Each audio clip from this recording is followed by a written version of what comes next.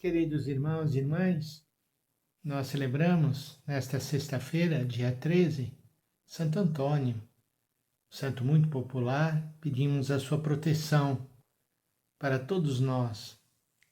A liturgia dessa sexta-feira nos coloca na primeira leitura da segunda carta aos Coríntios, capítulo 4, de 7 a 15, uma leitura muito bonita, onde Paulo fala sobre a sua experiência e diz: Irmãos, trazemos este tesouro em vasos de barro, para que todos reconheçam que esse poder extraordinário vem de Deus e não de nós.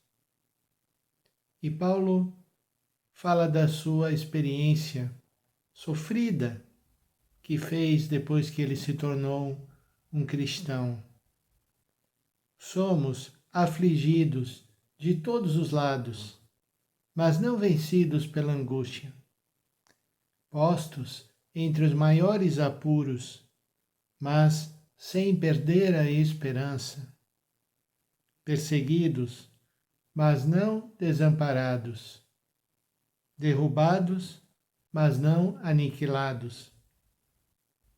Por toda parte e sempre, trazemos em nós os sofrimentos mortais de Jesus, para que também a vida de Jesus seja manifestada em nossos corpos. De fato, nós, os vivos, somos continuamente entregues à morte por causa de Jesus, para que também a vida de Jesus seja manifestada em nossa natureza mortal. Assim, a morte age em nós, enquanto a vida age em vós.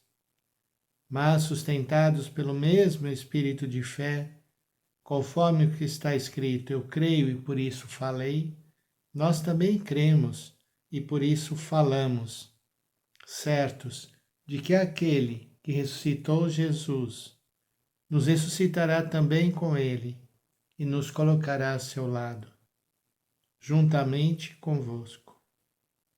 Tudo isso é por causa de vós, para que a abundância da graça, em um número maior de pessoas, faça crescer a ação de graças para a glória de Deus.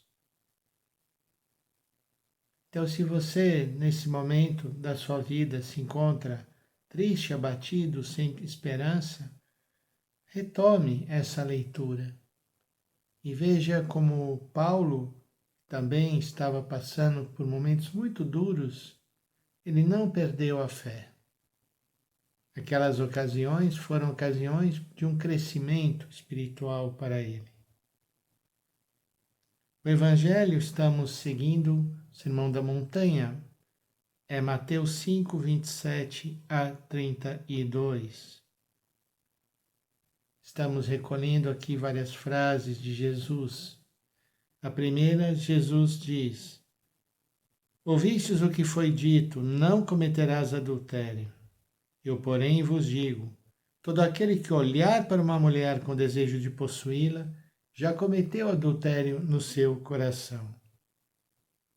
E nós dizíamos ontem como essas considerações que Jesus faz aprofundam e alargam as atitudes que nós devemos ter.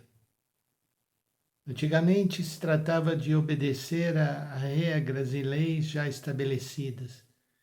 Jesus vai além da observância da pura lei, para ver todas as atitudes que possamos ter que demonstram que nós somos egoístas, que nós somos fechados, que nós queremos sempre, em primeiro lugar, satisfazer as nossas necessidades e caprichos. E isso não é aquilo que o Senhor deseja de nós. Mas a segunda parte do Evangelho é ainda mais forte, porque Jesus continua: se o teu olho direito é para ti ocasião de pecado, arranca-o e joga-o para longe de ti. É melhor perder um de teus membros do que todo o seu corpo ser jogado no inferno.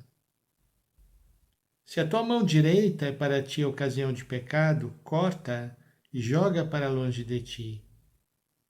É melhor perder um dos teus membros do que todo o teu corpo ir para o inferno.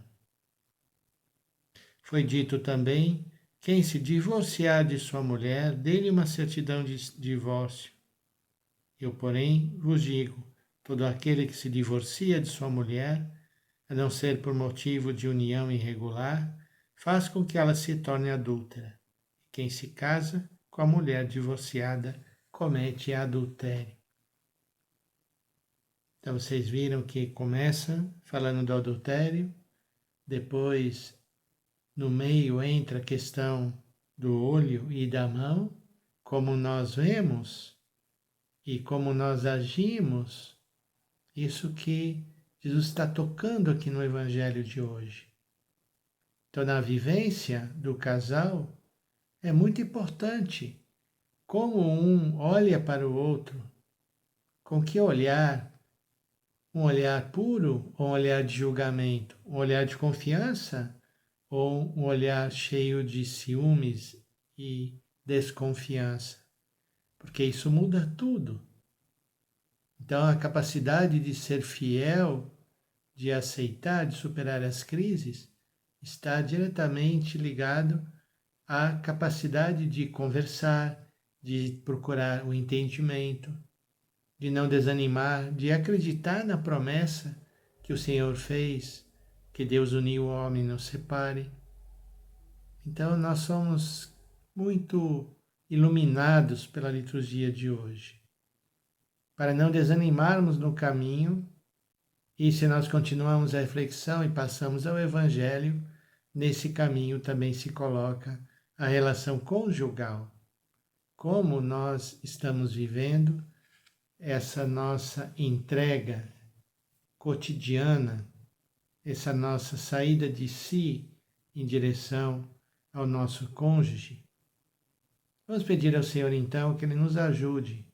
E veja bem, por coincidência ou não, hoje, 13 de junho, dia de Santo Antônio, conhecido por ser um santo casamenteiro. Então, que Antônio interceda junto aos casais do mundo inteiro para que possam viver o amor, superar as contrariedades e assim dar testemunho do seguimento de Cristo. Que o Senhor nos abençoe, em nome do Pai, do Filho e do Espírito Santo. Amém.